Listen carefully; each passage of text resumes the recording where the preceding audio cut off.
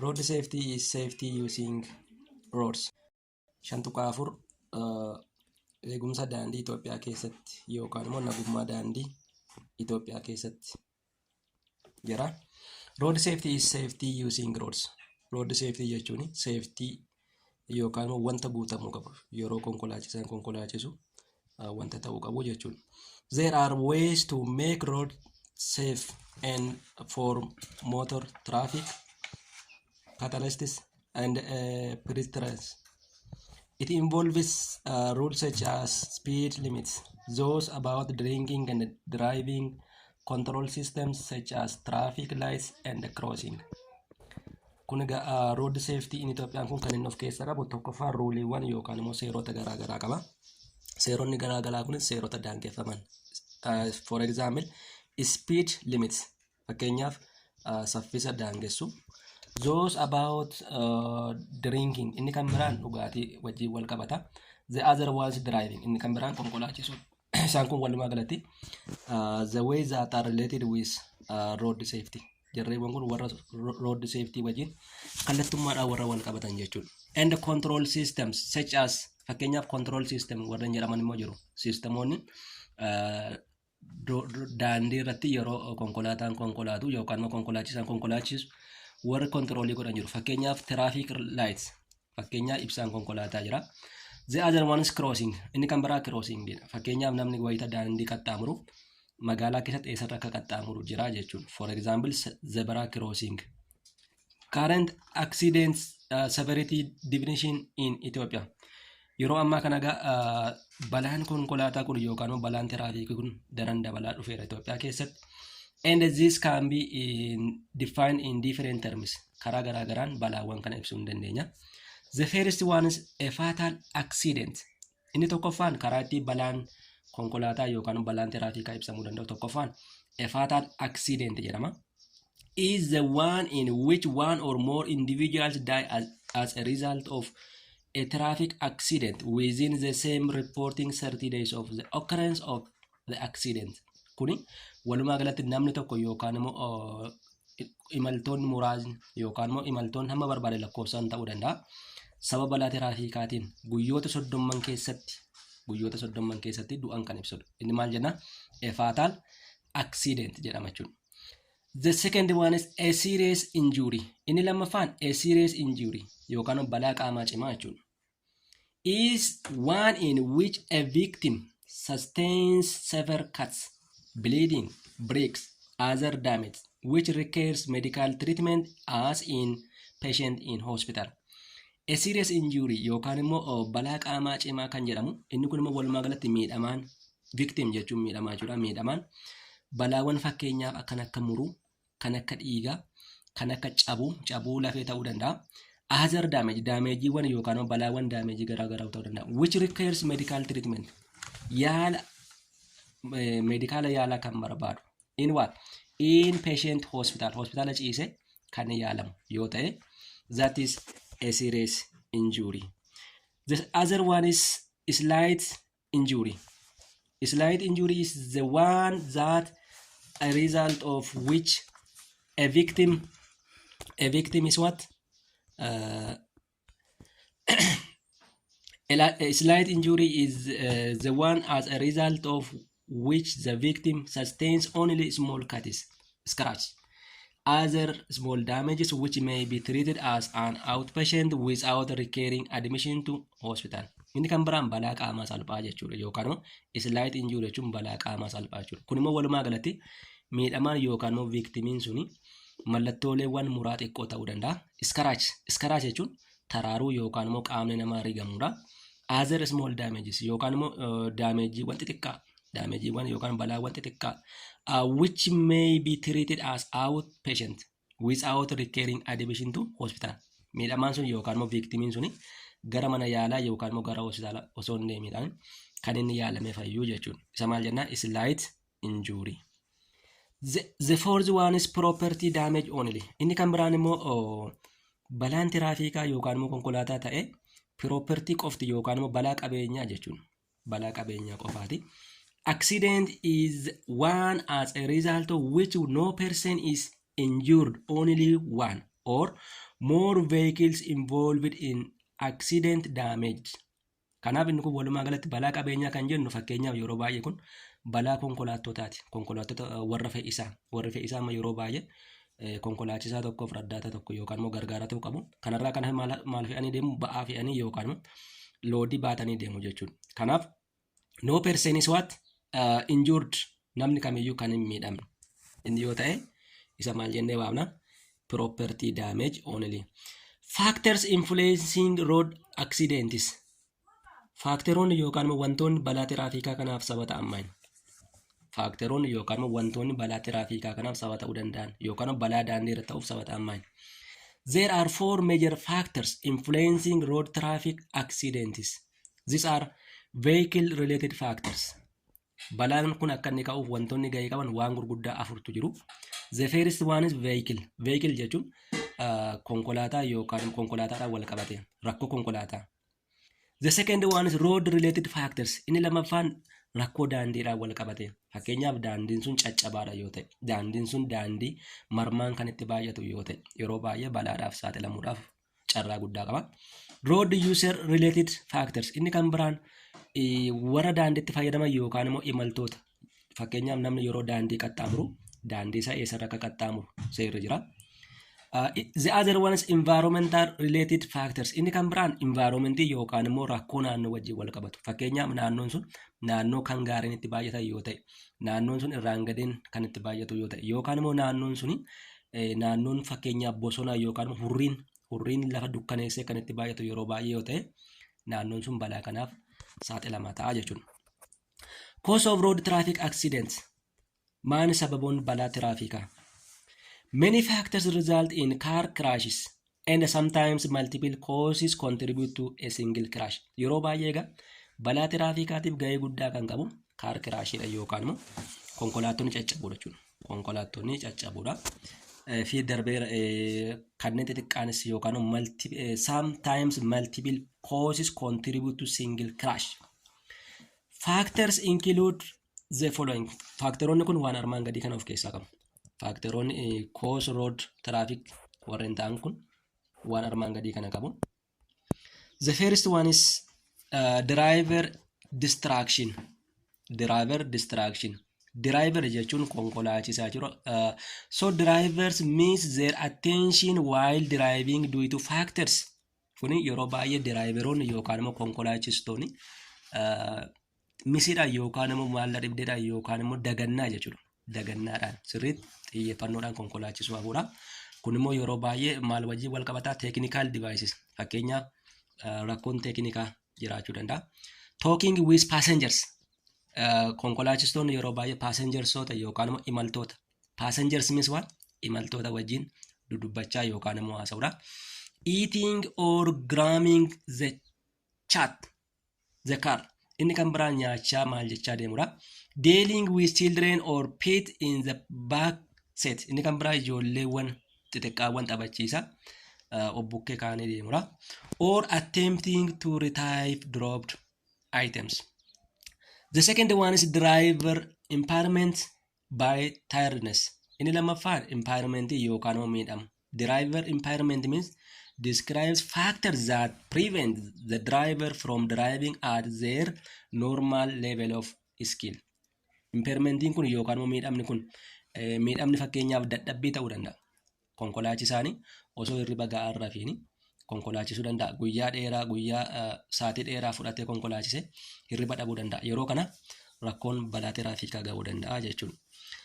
Common impairments include fakkeenyaaf illness yookaan konkolaachisaa sana dhukkubuu danda'a.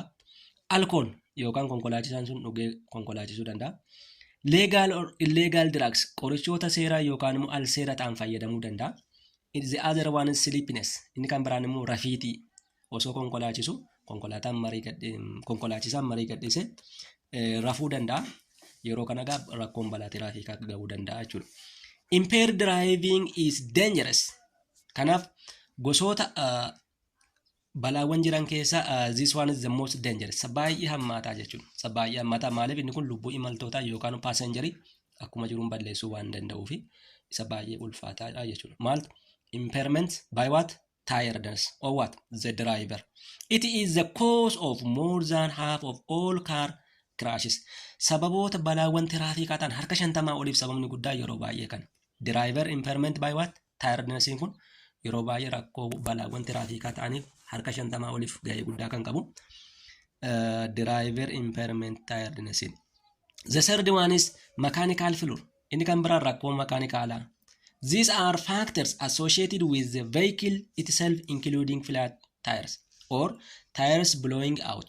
Kun immoo fakkeenyaaf konkolaataan sun yookaan immoo vehicle sun ofuma isaatiin yeroo inni rakkoo uumu qaba. Fakkeenyaa ifa ibsuu irratti, ifa kennuu irratti, brake failure, axle failure, steering mechanism failure. Jarreewwan kun jedhaman gaa yeroo baay'ee warreen konkolaataa sababa konkolaataa irraa kan ka'e warra ta'uu danda'an. The other one is road conditions. Inni kan biraan haala daandiiti. The other one is road conditions. It refers to those factors related to the road infrastructure,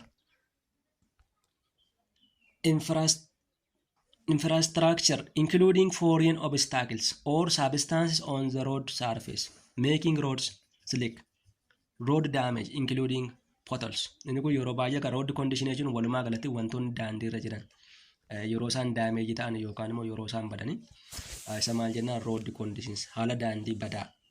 The other one is speed exceeding safe conditions. Inni kan biraa speedii yookaan immoo saffisa konkolaachisaan sun ittiin konkolaachisu. Speed exceeding safe conditions such as the speed of which the road was designed. Daandiin tokko speedii akkamiitiif yookaan maaliif akka ijaarame qaba. Kanaaf speedii daandii sana ala yoo konkolaachisne balaan tiraafikaa ga'uu danda'a. Road condition. Inni kan biraa haala daandii sanaatiin ala yoo konkolaachifne. Fakkeenyaaf daandiin sun bu'aa bahiin kan itti baay'atu yoo ta'e daandiin sana balaan ga'uu danda'a jechuudha. The weather. Inni kan biraan haala qilleensa naannoo. Haalli qilleensa naannoo illee wantoota balaa kanaaf saaxila fiduu danda'an keessaa tokko. The speed of surrounding motorists and so on. Inni kan biraan immoo konkolaachistoonni kanneen biroo warreen cina isaa konkolaachisanis ga'ee qabu jechuudha. Consequence of road traffic accidents include. Main consequence yookaan bu'aawwan road trafficii kana yookaan balaan tiraafikaa kun maal fiduu danda'a jechuudha. One, loss of productivity of the victims. Walumaa galatti oomishtummaa nama miidhamaa sana balleessuu danda'a yookaan immoo guutummaatti nama sana balleessuu hin danda'a. Lubbuu balleessaa jechuudha. The cost of legal system. Inni kan biraan qaama miidhameef kaffaltiin yookaan beenyaan hin kaffalama. Kunis konsekwensiidha. Fakkeenyaaf abbaan konkolaataa sana yookaan immoo abbaan qabeenyaan suni qaama miidhame sanaaf seeraan maal godha kaffaltiin kennaa jiru. Isa maal jennaan legal system.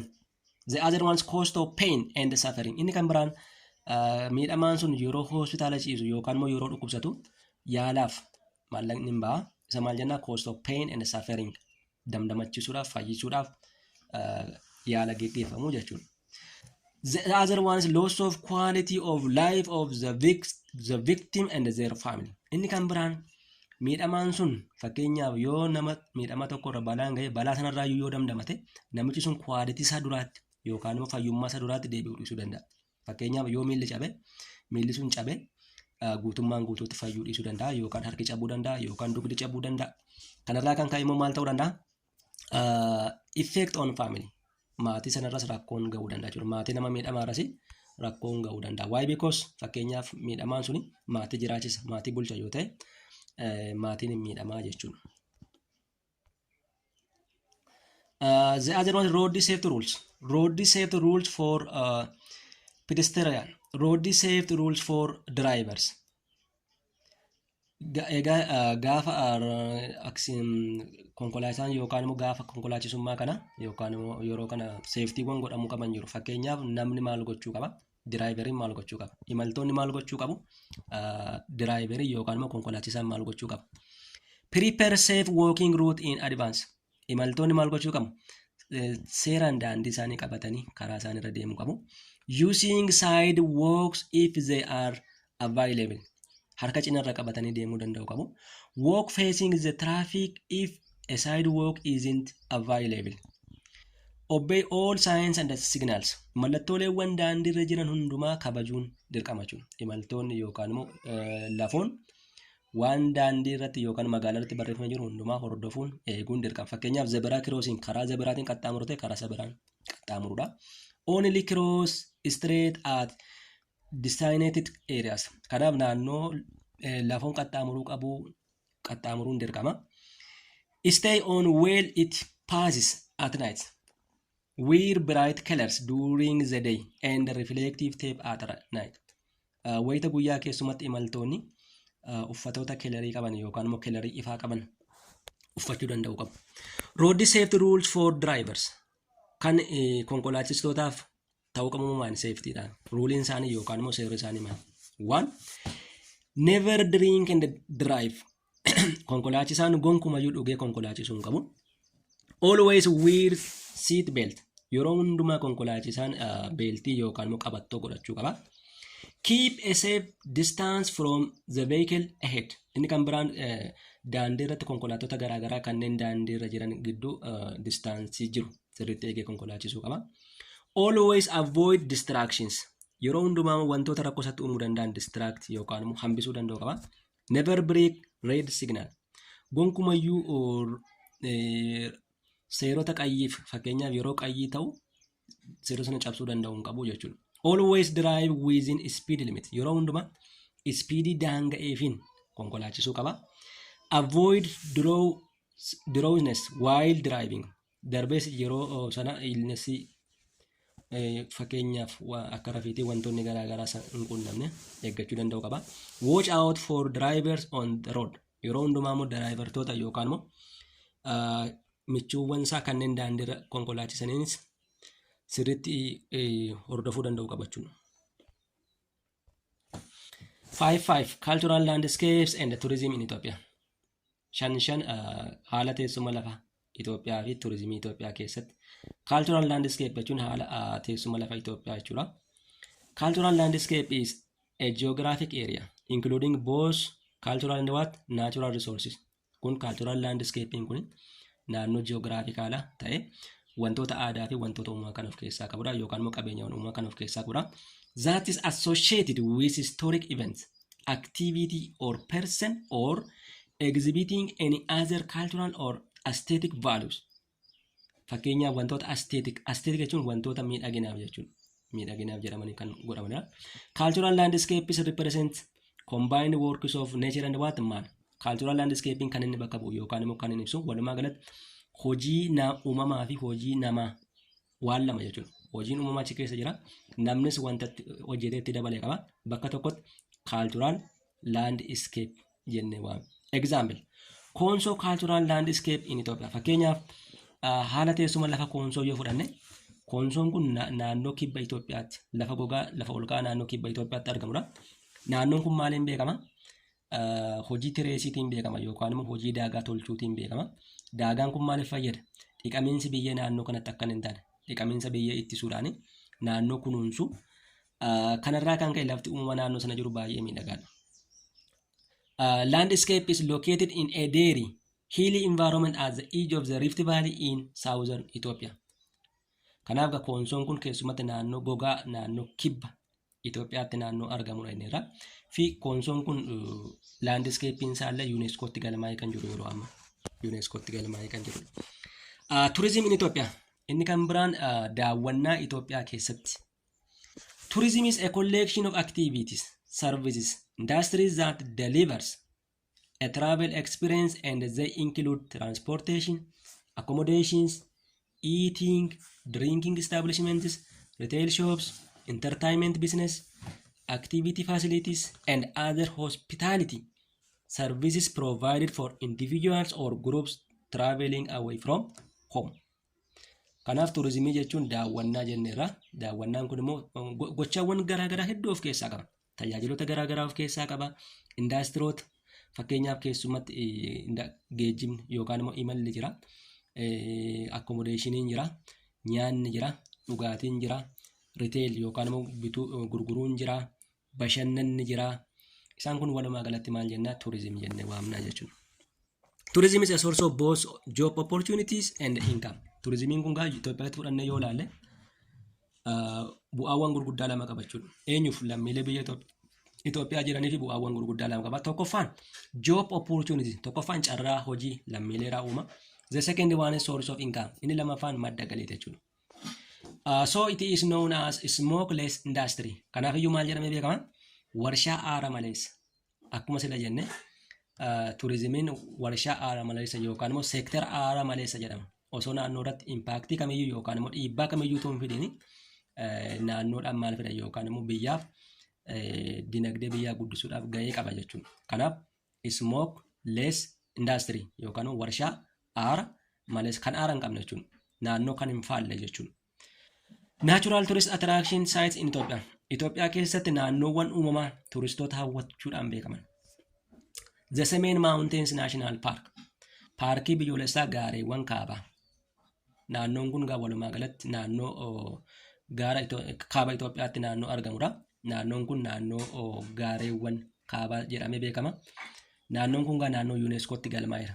Yookaan immoo Semen Mountain kun UNESCOtti kan galmaa'e. For example, it consists the different wild animals, especially the endemic animals. For example, the Semen, the red fox, the mountain Niala, the other one is wild goats. Bineensonni endemikii ta'an fakkeenyaaf kan akka jeedala diimtuu, kan akka wild goats warreen jennu waayila naannoo kanatti bal'inaan argamu. Baalee Mountains National Park, Awaash National Park, gaaree biyyoolessaa, paarkii biyyoolessaa gaareen Baalee, paarkii biyyoolessaa Awaash, fakkeenyaaf Baaleen maaliin beekama? Naannoo lafa ol ka'oo lammaffaa Itoophiyaati. Lafti ol ka'iinsaan tokkoffaan Itoophiyaa Semen Mountainitti argama, Raas Daashinii. Inni lammaffaan immoo Tulluu Diimtuu. Tulluu Diimtuun kan argamu asitti argama. Naannoon kun keessumatti hawwata turizimiitiin naannoo beekamaa ta'e filatamaa ta'eera. Niyaalaan naannoo kanatti kan hin argamu. Nachisaar National Park, Oomoo National Park. Jarreewwan kun fakkeenyaaf Nachisaar National Park kan inni ittiin beekamu horsiisa naachaatiin beekama. Oomoo National Parkinis paarkii naannoo kibba Itoophiyaatti argamudha. The Blue Nile Falls, Xiis Isaat Falls. Kun immoo fincaa'aa Abbaayyaa irraa jira. Hawwata turizimii akkasuma kan ammoo humna anniisaa burqisuuf kan ooludha. Maagoo National Park, The Lake Tana. Maagoo National Park naannoo kibbaatti, Lake Tana naannoo Baahirdaar. Gambeellaa National Park, paarkii biyyoolessaa Gambeellaa kan jennu naannoo lixa Itoophiyaatti. The Soof Umar Cave, Soof Umar Cave yookaan immoo holqa Soof Umar kan jennu. Holqi kun holqa yeroo ammaa holqa baay'ee hawwataa ta'e turistoota hedduudhaan kan daawwatamu, biyya keessaa biyya alaan kan daawwatamu fi naannoo godina Baalee Bahaatti, naannoo Oromiyaa godina Baalee Bahaatti argama. Abjaataa Shaalaa National Park, isaan kun immoo haroodha. Haroo naannoo baha Oromiyaa jiranii, baha Oromiyaatti argamu. The other one is the Rift Valley. Inni kan biraan sulula qiinxaamaa Itoophiyaa keessa kan jiru. Especially this area is one of the most interesting area. Why? Because it consists the different Rift Valley lakes. Naannoon kun naannoo hawwataa Itoophiyaa ta'eera. Keessumatti sababni isaas naannoon kun naannoo haroodhaan dabalame. Haroowwan sululaa hedduun isaanii as jiru. Fakkeenyaaf Laangaanoo, Zuwaay, Shaalaa, Abiyaataa, Dambal haroowwan hedduun isaanii asitti argamu. Kanaaf haroowwan kun naannoo kanaan maal kennu? Miidhagina kennu jechuudha. Aesthetic value kennu jechuudha. Kanaaf turistoota hedduu daawwatamu naannoon nama harkisudha. The other one is human made features. Human made features. Inni kan biraan hawwata turizimii kan namaan hojjetaman. Laallibala, Harar, Gondar Castle, Tiyyaa. Laallibalaan akkuma beekamu naannoo Gondoritti argama. Mana amantaa jechuudha. Mana amantaa Ortodoksiiti. Hawwata turizimiitiin beekama. Kan biyya keessaa kan biyya alaa hedduu daawwatamuudhaan beekama. Harar Jogol. Harar Jogol kan jennu fakkeenyaaf barrii Harar kan jennu Hararitti argama. Gondor Castle mana mootummaati kuni. The other one is Tiyyaa kun immoo naannoo Guraageetti kan argamudha. Isaan kun hawwattoota namtolchee Itoophiyaa keessatti turistoota hawwachuudhaan warra beekaman jira. So there are so many other human made features that attract tourists in different parts of Ethiopia. Thank you all for attending. So if you like this presentation, please subscribe and share. Waan nu dhaggeeffattaniif galatooma. Ibsa keenya kanatti yoo gammaddanitu ta'e immoo subscribe godhaa, shares nu godhaa. Galatooma. Thank you.